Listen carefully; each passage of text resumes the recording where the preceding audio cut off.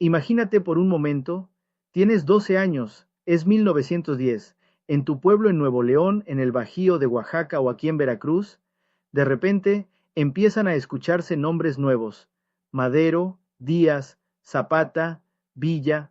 Los adultos hablan en voz baja. Hay miedo, hay esperanza, hay balas.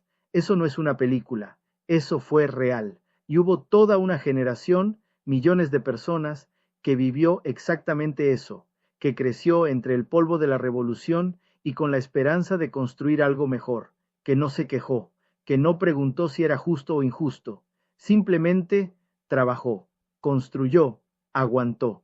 Bienvenidos a el canal de El Profe Mario.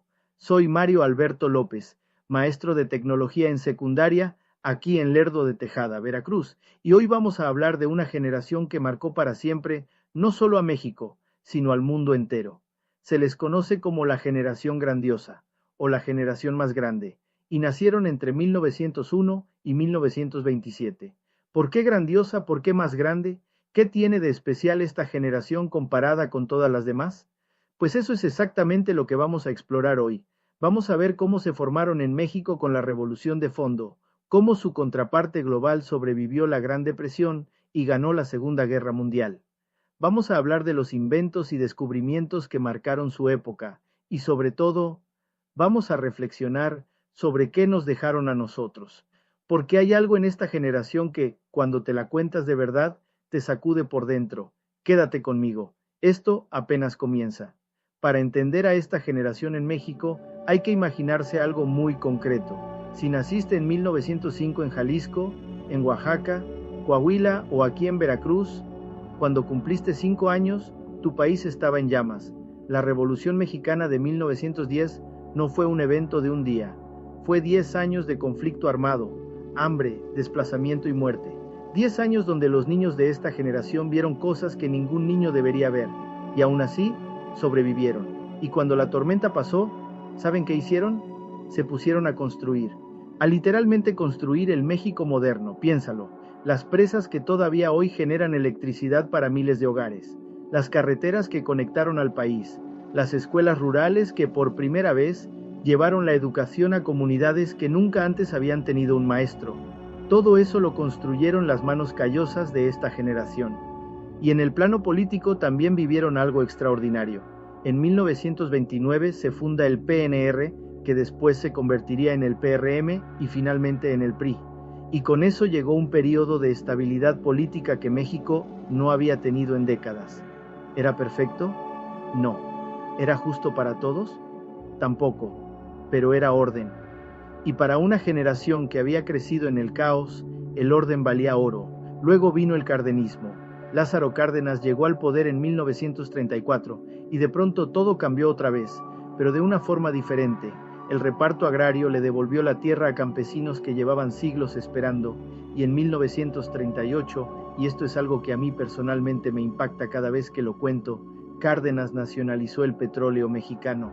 El petróleo, ese recurso que las empresas extranjeras habían estado explotando durante décadas, de repente volvió a ser de todos los mexicanos, y esta generación no solo lo vivió, lo apoyó con todo. Las mujeres regalaron sus joyas para ayudar a pagar la deuda internacional. Los campesinos pusieron sus ahorros.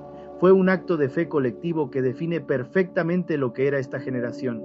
No pensaban en ellos mismos, pensaban en el país, y en términos culturales hay que mencionar el cine de oro mexicano. María Félix, Jorge Negrete, Pedro Infante, esos nombres son hijos de esta generación. Son la cara glamorosa de un México que estaba descubriendo su identidad nacional con orgullo, con mariachi, con ranchera y con drama en blanco y negro. También llegó la XEW en 1930, con su memorable eslogan XEW, la voz de América Latina desde México. La radio unió al país como nunca antes. De repente, un campesino en Michoacán podía escuchar la misma voz que alguien en la Ciudad de México. Eso era magia pura para aquellos tiempos.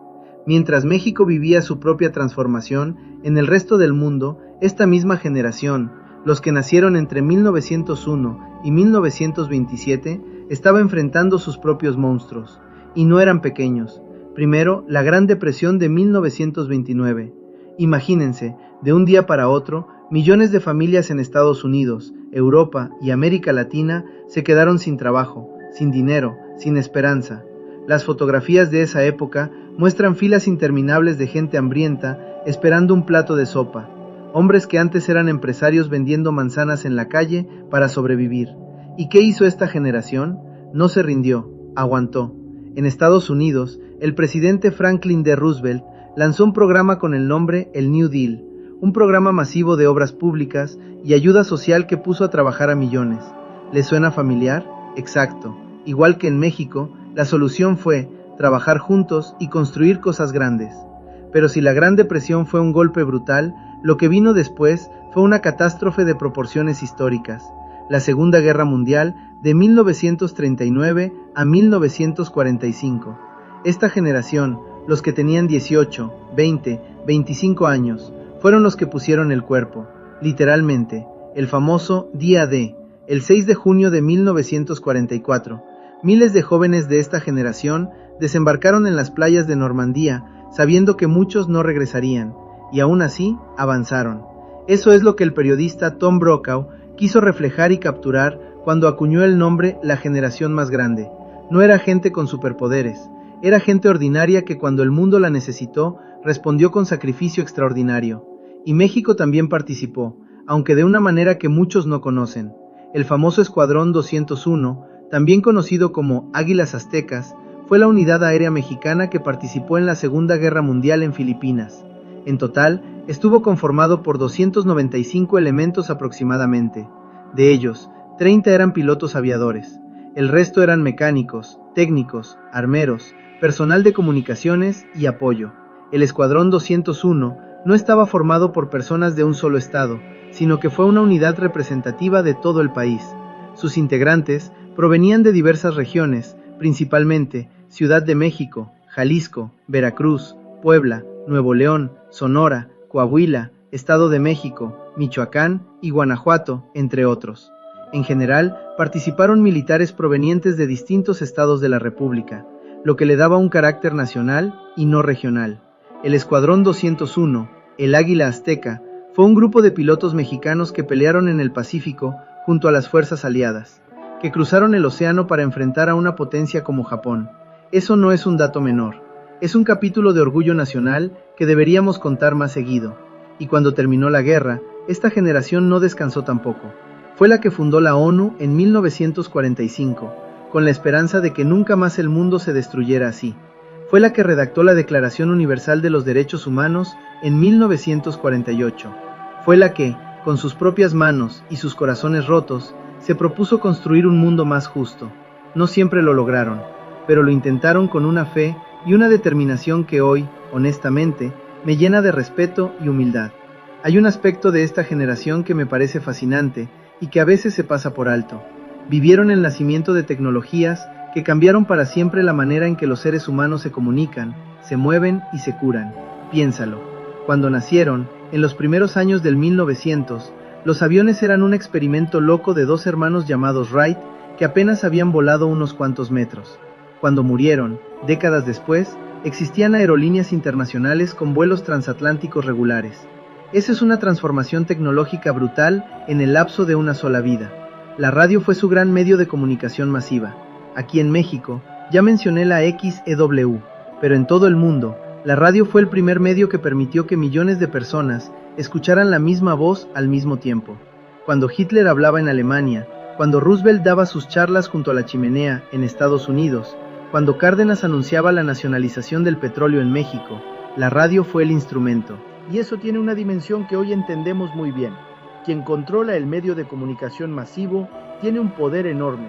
Esta generación aprendió eso de primera mano, pero quizás el avance científico más impactante de su época fue el descubrimiento de la penicilina por Alexander Fleming en 1928. Antes de ese descubrimiento, una infección pequeña podía matar a una persona sana. Una simple herida maltratada podía ser fatal. Los antibióticos salvaron, y siguen salvando, cientos de millones de vidas. Esta generación fue la primera en tener acceso a esa protección. Y luego está algo más oscuro. El mismo ingenio científico que produjo la penicilina también produjo la bomba atómica.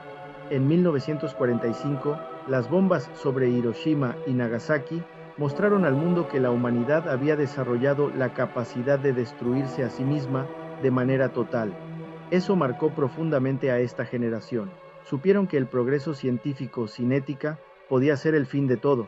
En México también se vivió un boom científico e institucional. El Instituto Politécnico Nacional fue fundado en 1936 bajo Cárdenas, con el objetivo de crear técnicos e ingenieros mexicanos soberanos. El Colegio de México fue creado en 1940. La UNAM seguía creciendo. Era el proyecto de país, educación, ciencia, soberanía. Y el cine, no podemos olvidarnos del cine de oro mexicano. Esta generación creó una industria cinematográfica latinoamericana que compitió con Hollywood. Las películas mexicanas se exportaban a toda Latinoamérica y España. Dolores del Río, Mario Moreno, Cantinflas, Arturo de Córdoba, eran estrellas que brillaban en toda la región de habla hispana. Fue la primera generación que tuvo acceso al entretenimiento masivo como experiencia colectiva. El cine, la radio, los periódicos ilustrados, todo eso creó por primera vez algo que hoy llamamos cultura popular. Y aquí es donde quiero hacer una pausa por un momento, porque este episodio no es solo un recuento histórico de fechas y eventos, es una pregunta que me hago a mí mismo cada vez que estudio esta generación. ¿Qué podemos aprender nosotros de ellos hoy? Vivimos en un mundo donde quejarse se ha vuelto casi un deporte, donde esperar recompensas inmediatas es la norma, donde si algo no funciona perfectamente desde el primer día, lo descartamos y buscamos otra opción, donde el sacrificio personal por algo más grande que uno mismo suena casi a locura. Y entonces me imagino a un campesino veracruzano de 1920, de unos 15 años, que no sabe leer, que nunca ha salido de su municipio, que acaba de ver a su padre morir en la revolución, y que aún así se levanta, toma un azadón y empieza a trabajar la tierra porque es lo que hay que hacer. No lo hacía por más me gusta de Instagram o Facebook, no lo hacía porque alguien lo aplaudía o le diera a compartir, lo hacía porque en el núcleo de su ser había algo que esta generación tenía muy claro: el deber, la responsabilidad, el sentido de pertenecer a algo más grande.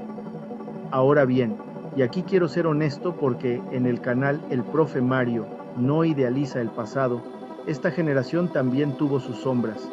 En México, el presidencialismo que heredamos fue también un sistema de corrupción y autoritarismo. La disciplina que tanto valoraban a veces se convirtió en silencio ante la injusticia. El respeto a la autoridad a veces fue complicidad, y en el mundo, esta misma generación produjo el nazismo, el estalinismo, el colonialismo más feroz. No toda la humanidad de ese tiempo estuvo del lado de los héroes, pero en el balance final es extraordinario. Construyeron países desde la devastación, establecieron el sistema de derechos humanos más completo que la humanidad había visto jamás, fundaron instituciones que con todos sus defectos todavía sostienen parte del orden mundial. Y en México específicamente, legaron la infraestructura, las instituciones educativas y el orgullo nacional que sirvieron de base para el famoso milagro mexicano de las décadas siguientes. Cuando recuerdo a mis abuelos, pienso en los abuelos de mis alumnos. Muchos de ellos son hijos o nietos de esta generación. Y me pregunto, ¿cuántas historias de sacrificio silencioso hay guardadas en las familias mexicanas que nunca se cuentan? Porque esta generación no escribió memorias, no grabó podcasts, no dejó reseñas de su vida en redes sociales, solo dejó lo que construyeron: las carreteras, las presas, las escuelas, los hijos, los valores. Y eso, amigos, vale más que cualquier trofeo. Bueno, hemos recorrido un camino largo hoy, desde los polvorientos campos de la Revolución Mexicana hasta las playas de Normandía, desde la XCW hasta la bomba atómica, desde el reparto agrario cardenista hasta la Declaración Universal de los Derechos Humanos. Y en todo ese recorrido hay un hilo conductor que une a esta generación, tanto en México como en el mundo entero, y es la capacidad de soportar lo insoportable y seguir construyendo, no porque fueran superhéroes, sino porque no había otra opción, y eligieron hacerlo con dignidad. Hay un pensamiento que Octavio Paz que dejó en su obra sobre el mexicano, que nuestro pueblo ama profundamente lo que construye, porque construir es la única forma de decirle al tiempo: aquí estuve, aquí importé. Y esta generación construyó más que nadie. Esta generación nos heredó más que instituciones o infraestructura. Nos heredó una forma de ver la vida, que el trabajo honesto, la lealtad a la familia y el servicio al prójimo son la base de cualquier civilización que valga la pena. No tenemos que vivir en los años 30 para entender eso. No tenemos que sobrevivir una guerra mundial para aplicarlo. Lo que ellos aprendieron a golpes, nosotros podemos elegirlo con conciencia. Porque al final de cuentas, cada generación enfrenta su propio caos. Y la pregunta que esta gente nos deja es simple y profunda al mismo tiempo. ¿Y tú qué vas a construir tú con lo que te tocó? Muchas gracias por acompañarme en este episodio. Espero que te haya dado mucho en qué pensar. Te dejo una pregunta para reflexionar. ¿Hay alguien en tu familia, un abuelo, una abuela, un tío mayor, que pertenezca a esta generación o que haya conocido a alguien de ella? Imagina la historia guardan que tú aún no la has escuchado.